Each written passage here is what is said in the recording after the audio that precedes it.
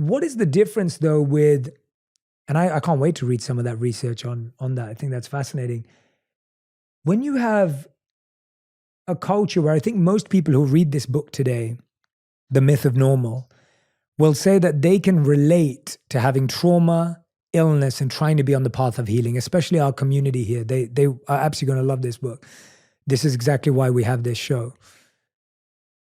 But I find that we would all agree, I think if I asked everyone to put up their hands and say, how many people feel they experienced a traumatic environment at home? I think most people would raise their hands.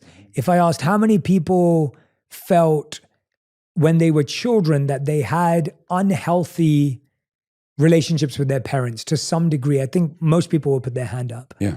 The challenge I find is that I really feel with what you're saying with the book, there's a difference between what you're saying and then the other extreme, which is mollycoddling.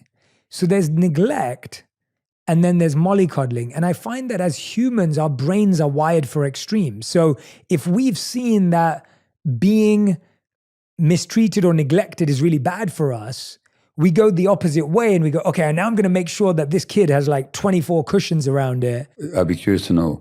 I like to answer that question because it's a very important one. Yeah. But I just want to know exactly what you mean by mollycoddling. What I see, and I'm talking about people that I know and people that will speak to me, is that anyone who had a tough childhood are then trying to create a scenario for their child where that child experiences no pain. They no longer respond to the child's needs. They're coming from their own anxieties. Yes. So mollycoddling has got nothing to do with the child. It has to do with the anxieties of the parents.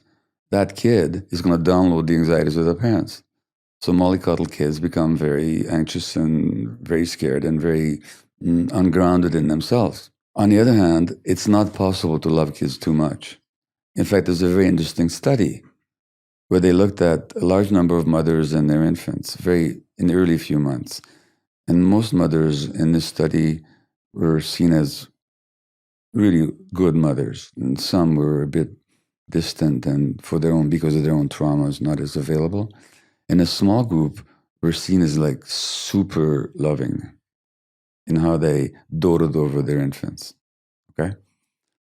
30 years later, they looked at these infants now as adults.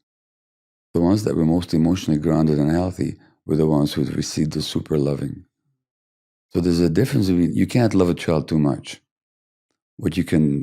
So the mollycoddling that you describe is not a child being loved too much. It's a child who has to endure the anxieties of the parents.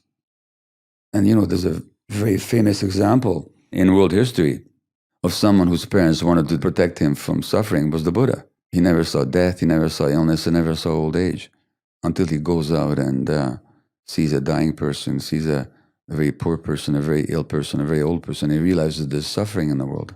So all the mollycoddling he received could not ultimately protect him from the awareness of pain and vulnerability. Although, if I talk about the Buddha, I also have to say that his own trauma is often not talked about because his mother died when he was a week old, or right after birth, didn't she?